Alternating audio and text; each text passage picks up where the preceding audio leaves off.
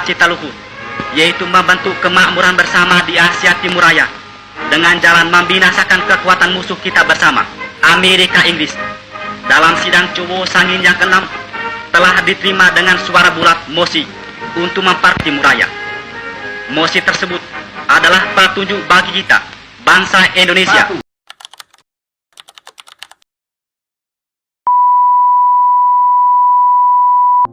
Sidang kedua BPUPKI tanggal 10 Juli 1945 sampai dengan 17 Juli 1945 setelah dibuka oleh Ketua Dr. Rajiman Hudiriningrat, dilanjutkan penambahan anggota baru yaitu Abdul Qadir, Asikin Abdullah, Suryo Hamijojo, Muhammad Nur Besar dan Abdul Kafar. Kemudian Insinyur Soekarno sebagai Ketua Panitia Kecil melaporkan hasil kerjanya bahwa panitia kecil telah menerima yang dibagi menjadi 9 kelompok, yaitu 1. Mengenai lepasnya, 2. Mengenai dasar negara, 3. Unifikasi atau federasi, 4. Bentuk negara dan kepala negara, 5. Warga negara, 6. Usulan daerah, 7. Agama daerah, 8. Surat negara, dan 9. Surat keuangan.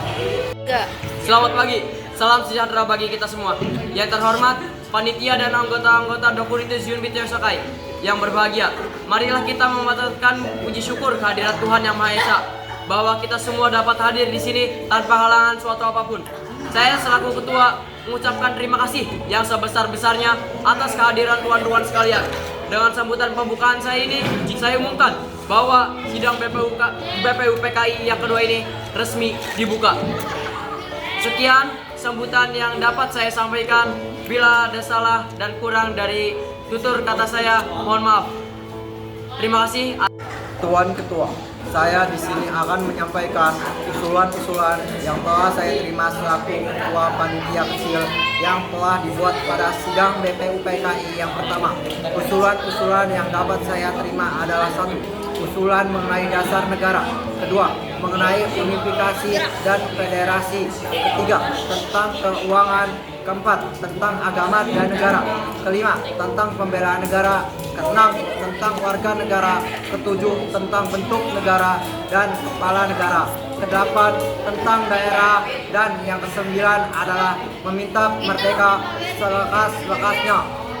Paduka Tuan Ketua, saya juga akan mengumumkan bahwa adanya tambahan anggota baru, yaitu Abdul Fattah Hasan, Asikin Negara, Suryo Hamijojo, Muhammad Nur Besar, dan Abdul Kafar. Saya mohon dari tuan-tuan anggota sekalian, oleh karena kita menghadapi saat yang suci, baiklah kita menghentikan cipta, supaya janganlah hati kita dipengaruhi oleh sesuatu hal yang tidak suci, tetapi dengan segala keikhlasan menghadapi keputusan bentuk negara yang akan didirikan dengan hati yang murni, yang tidak terpengaruh oleh sesuatu maksud yang tidak suci. Oleh karena itu, saya mohon kepada paduka tuan-tuan sekalian,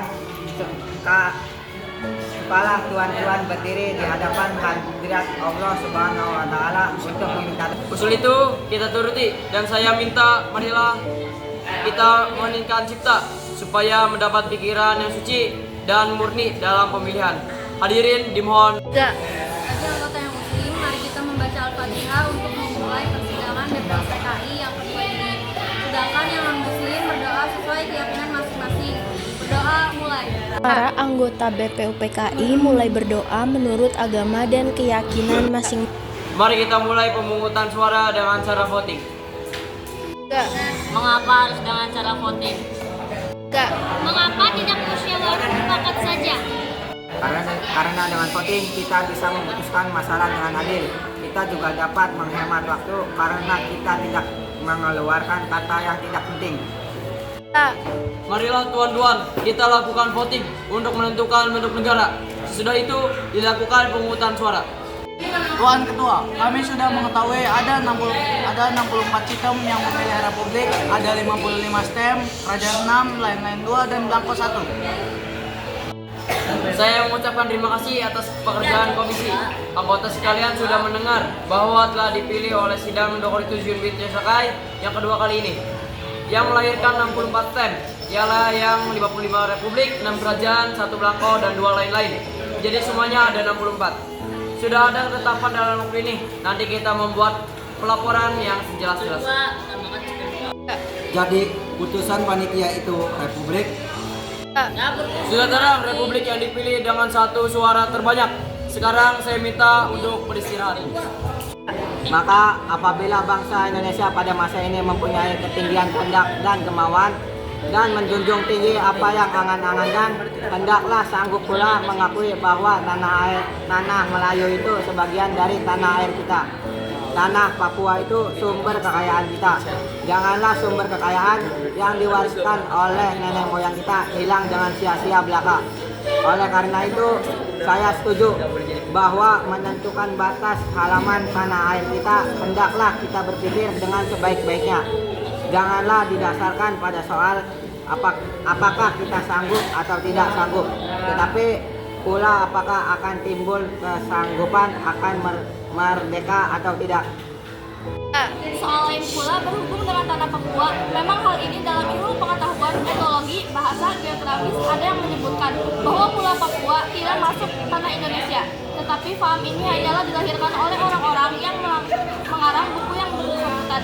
Tetapi ada juga paham-paham lain yang mengatakan bahwa seluruh Papua masuk ke Indonesia. Perkataan Indonesia dibuat oleh orang yang mempunyai paham yang mengatakan bahwa Indonesia melindungi daerah Malaya dan Palestina.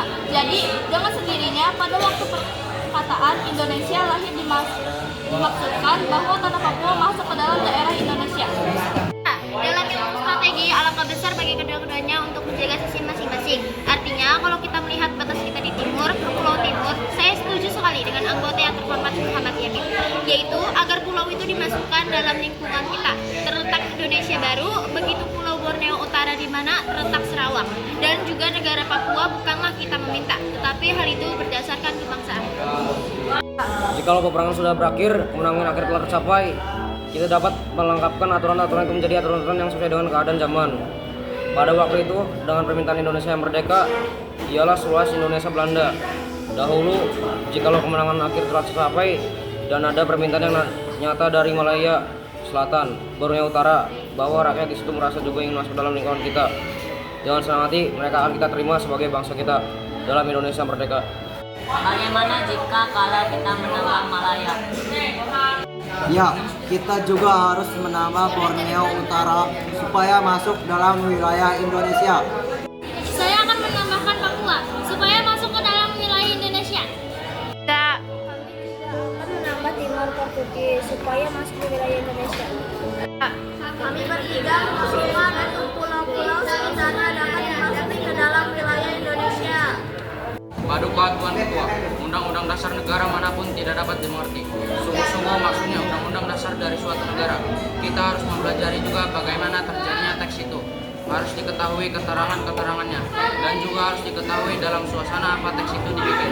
Dengan demikian, kita dapat mengerti apa maksudnya. Undang-undang yang kita pelajari, aliran pikiran apa yang menjadi dasar undang-undang itu.